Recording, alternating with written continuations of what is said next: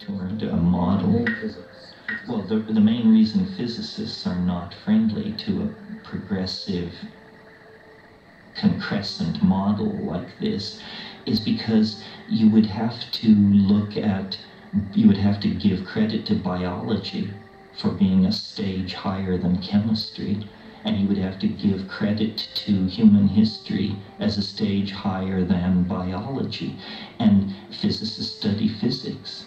If you study physics, there is no biology.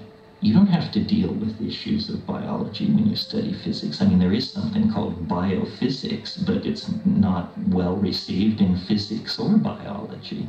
So physicists tend to discount biology.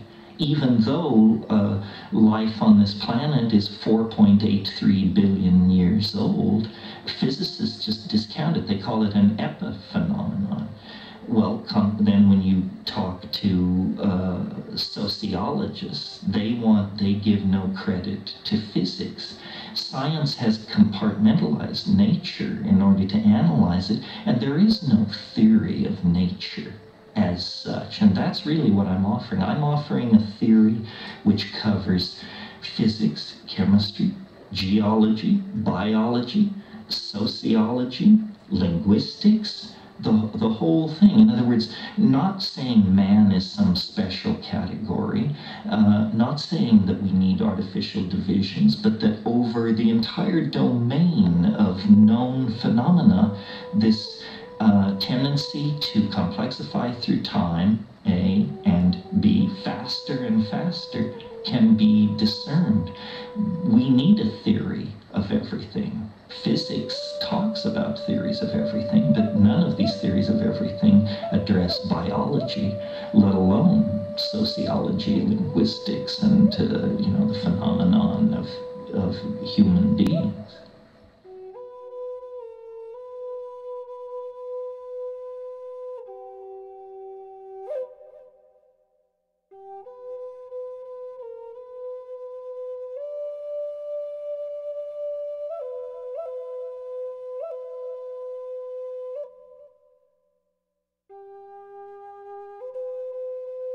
Well, the archaic revival.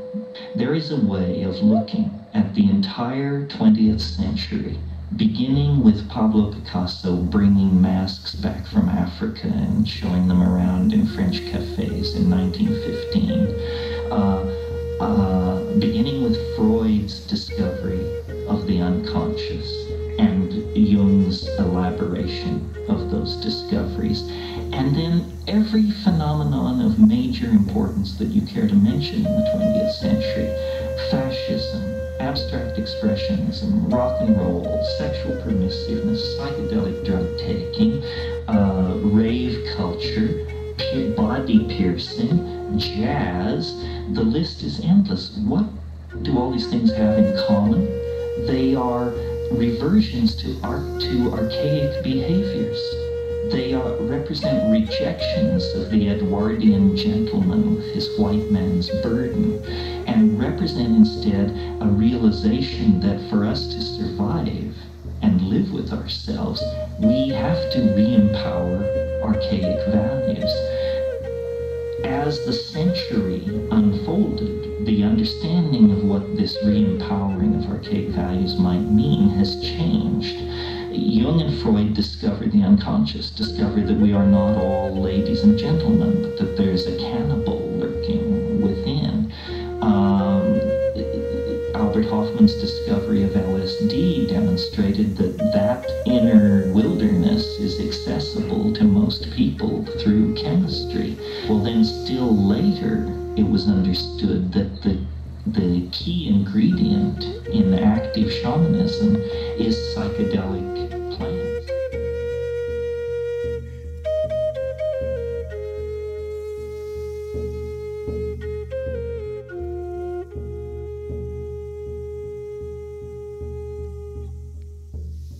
Psychedelic experiences, and in a way that closed the loop between the impulse toward the archaic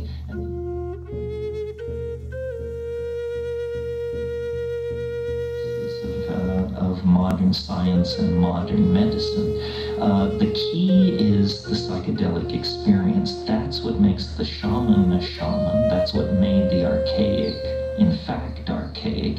And so people like Freud and Jung and the surrealists and the Dadaists and the abstract expressionists, all of these people were very close to the mark.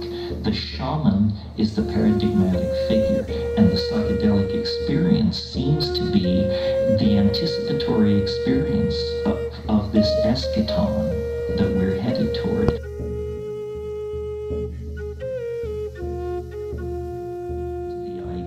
That the world is not what it appears to be, and it gets you used to the idea that the world is somehow animate, intelligent, and proceeding along its own agenda. So in a way, shamans have always been anticipations of some future state of mankind.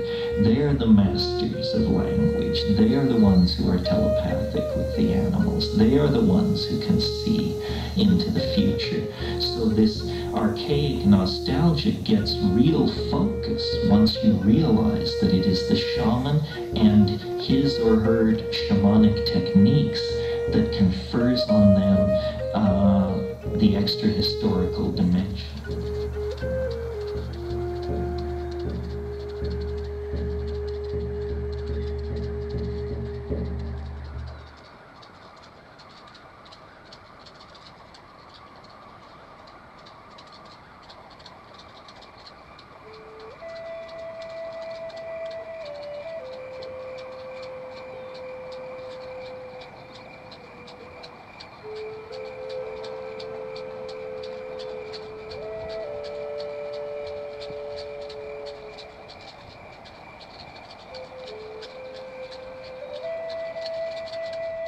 I read to you from Mysterium Conjungens, Carl Gustav Jung's Magnum Summa. He published past 80 about alchemy. Quote, "The son of the great world who is Theokosmos, i.e. a divine power and world, but whom even today, unfortunately, many whom teach nature in a pagan spirit and many builders of medical science reject in the high university schools, is the exemplar of the stone, which is the Theanthropos, i.e. God and man, whom, as Scripture tells us, the builders of the church have also rejected. And from the same, and from the great world book of nature, there issues a continuous and everlasting doctrine for the wise and their children. Indeed, it is a splendid living likeness of our Savior Jesus Christ in and from the great world, which by nature is very similar to him, as to miraculous conception, birth, inexpressible powers, virtues, and effects.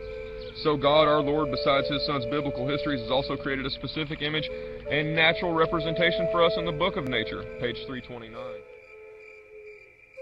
Indeed, he has, and it is the basis of all modern faith. It goes back many, many, many thousands of years to the roots of shamanism and the roots of our consciousness expanding. What is the purpose of taking a psychedelic drug? A psychedelic drug means something to open the mind, to increase creativity. Now, why in the world would our governments have ever made such things like that illegal? Why would it be bad to increase your creativity and to open your mind? Ask yourself these questions. What could they be trying to keep from you? May the 21st century bring with it a restoration of those systems of inspired instruction so desperately needed. And in the spirit of that, it being the 21st century, I feel like I'm part of a vanguard of humanity right now that's awakening to these philosophies. And I could not agree with Manly more. It is so desperately needed at this moment because our society is caught up in the, quote, great materialistic progress that we've venerated for so long, and it is leading down the path of self-destruction. Take a brief excerpt from the Ancient Mysteries and Secret Societies. We're going to read from the description of this beautiful full-page illustration that you see here.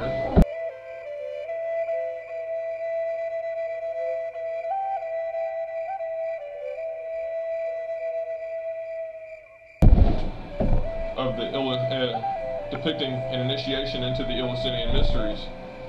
Just to give you an idea. There you go. Now, my bookmarks come from Yogi Tea Bags, and each one has a message. This one says, "Act, don't react." to share with you. So we read here that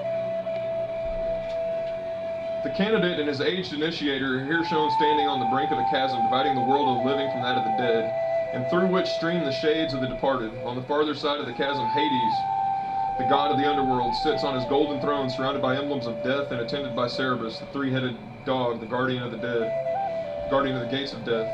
Above the yawning cleft hovers the figure of Ceres, carrying the goddess of grain and wheat, bread, carrying the two torches which light her way through the gloom of the netherworld. She pleads for the liberation of her daughter Persephone, whom Hades has abducted and would force to become his queen.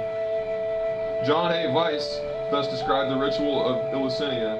Soon the thunder rolled, lightning flashed, strange and fearful objects appeared, and the place seemed to shake and be on fire. Hideous specters glided through the building, moaning and sighing. Frightful noises and howlings were heard. Mysterious apparitions representing the messengers of the infernal deities. Anguish, madness, famine, disease, and death flew around. As a trembling crowd of novices advanced, in this fearful spectacle representing the torments of this life and those of Tartarus, they heard the solemn voice of the Hierophant explaining them and exhibiting his symbols of supreme deity, which but added to the horrors of the scene. When suddenly a serene light and objects of bliss appeared, and opened an Elysium to the initiated Eleusinian phalanx, who had in a short time and space experienced the miseries of earth, the tortures of Tartarus, and the happiness of Elysium. See the obelisk in Freemasonry. Also a note, Ceres, the goddess of grain and wheat, being the symbol of the bread of life, as spoken of by Jesus. Eat the bread of life. It's referring to the mystery initiation, and is what it's referring to is the mysteries of the plants, which we will reveal right now.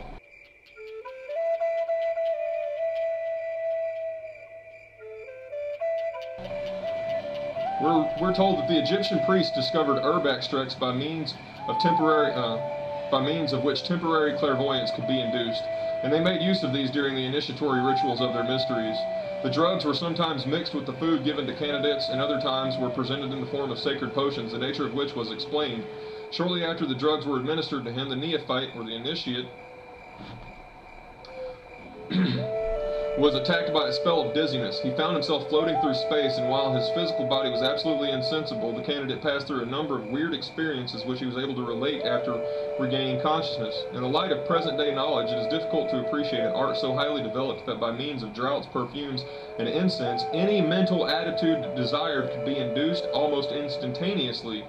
Yet such an art actually existed among the priestcraft of the early pagan world, and such an art actually exists today, and I call it dragon shamanism. Concerning this subject, H.P. Blavatsky, the foremost occultist of the 19th century, has written, "Plants also have like mystical properties in a most wonderful degree, and the secrets of the herbs of dreams and enchantments are only lost to European science, and unless to say to are unknown to it, except in a few marked instances such as opium and hashish. Yet the physical effects of even these few plants upon the human system are regarded as evidence of a temporary mental disorder," highlighting how backwards the West really is. The women of Thessaly, and Epirus, the female hierophants of the rites of Sabazius, did not carry their secrets away with the downfall of their sanctuaries. They are still preserved, and those who are aware of the nature of soma know the properties of other plants as well, taken from Isis Unveiled. Manly Hall teaches us the mysteries taught that during the higher degrees of initiation, the gods themselves took part in the instruction of candidates, or at least were present, which was in itself a benediction. As the deities dwelt in the invisible worlds and came only in their spiritual bodies, it was impossible for the neophyte to cognize them without the assistance of drugs, which stimulated the clairvoyant center of his consciousness. This is very important. Probably the pineal gland, which was referred to as the seat of the soul by Descartes. Many initiates in the ancient mysteries stated emphatically that they had conversed with the immortals and had beheld the gods. This is what we call today entheogenation. So an entheogen is a plant that creates the god inside you, generates theos, the deity. Furthermore, we read, the aspirants to initiation, those who came to request prophetic dreams of the gods, were prepared by a fast, more or less prolonged, after which they partook of meals expressly prepared, and also of mysterious drinks, such as the water of Lethe and the water of Nemesine, and the grotto of Trophonius, or of the Cicerene water, or of the Cicean in the mysteries of the Elusinian. Different drugs were easily mixed up with the meats or introduced into the drinks, according to the state of mind or body into which it was necessary to throw the recipient and the nature of the visions he was desirous of procuring. It's taken from Salverti's The Occult Sciences. Furthermore, down here we read, disease is unnatural and is evidence that there is a maladjustment within or between organs or tissues. Permanent health cannot be regained until harmony is restored. The outstanding virtue of Hermetic medicine was its recognition of spiritual and psychophysical derangements as being largely responsible for the conditions which is called physical disease. This is something that Plato also taught, or Socrates taught. Suggestive therapy was used with marked success by the priest-physicians of the ancient world. Among the American Indians, the shamans, or medicine men, dispelled sickness with the aid of mysterious dances, invocations, and charms. And they also possessed a profound knowledge of the herbs and plants in their environment, the entheogens, to use to induce these same states of initiation.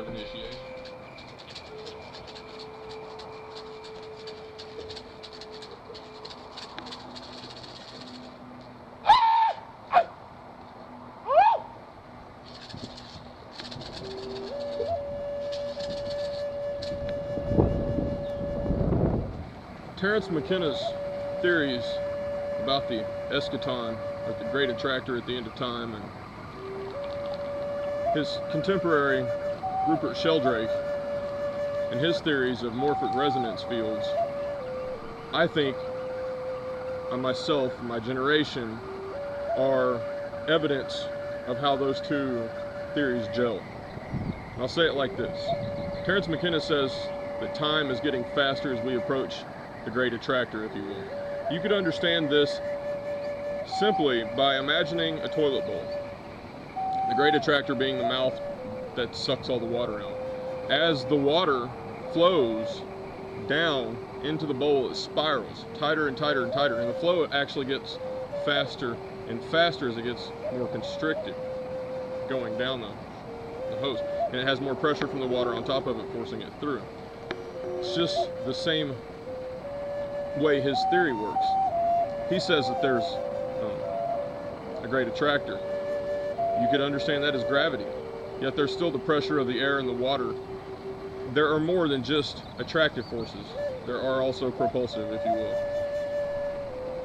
Now, Sheldrake's theories I've just become really acquainted with, and he's got some great stuff about psychic dogs and psychic animals, which I really resonate with.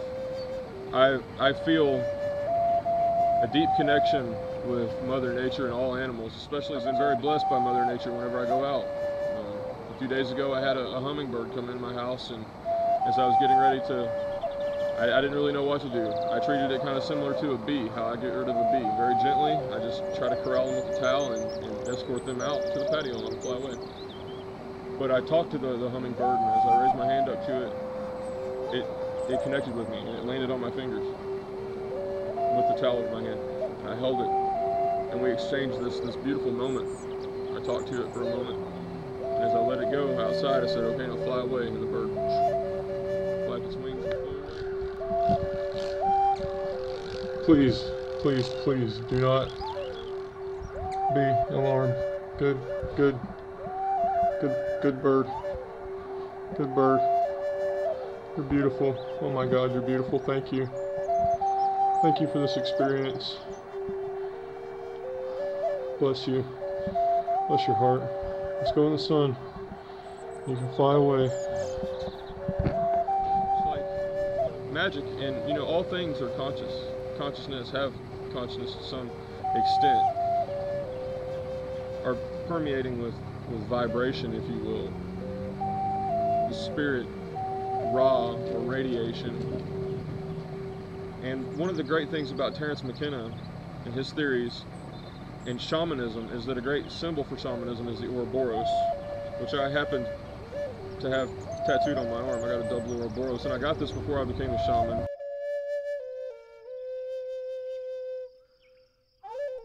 While I was still in the military, and it's funny how the archetype kind of can precede the understanding sometimes, because almost every single one of my tattoos had deeper significance spiritually to me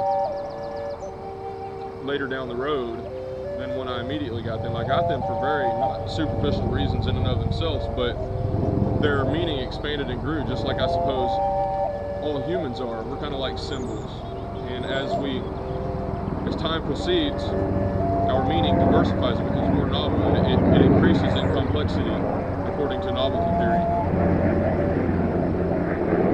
I think my generation, because of my mother's generation, experimenting with the psychedelics in the 60s and the 70s and the 80s, things of that nature, all of us children, the so-called Indigo Children, born during that era, I believe we are already set up, attuned to.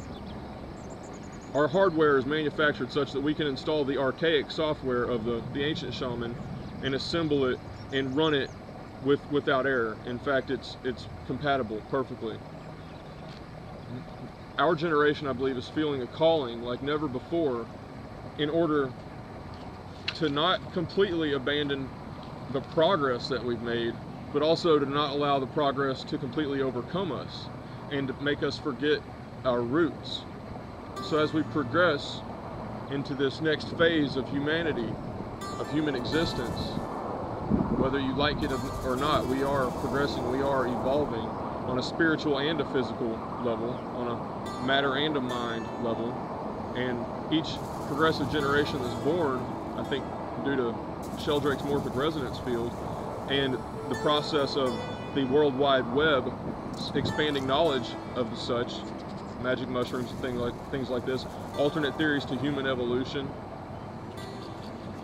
They wanted to understand how the species began evolving larger brains in the first place. I say females were eating the magic mushrooms and substances while the fetus was in utero, and this caused a hyperthyroid condition which actually stimulated the brain growth of the children. And over millennia, this creates serious DNA changes, such that we developed large brain cases and became very high-level thinking beings. Some of us on this planet are anyways.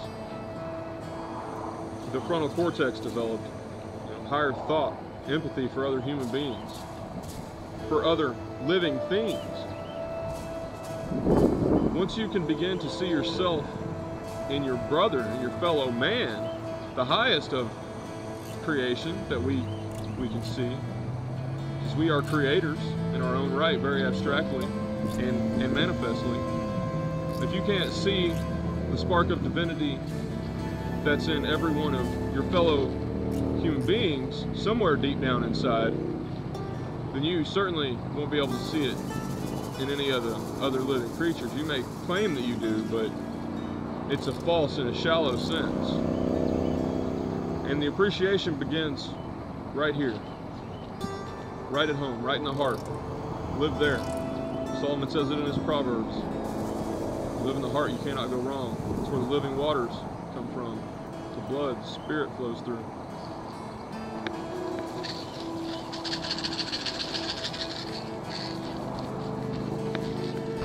Tibetan singing bowl to tools, parable, and parabola.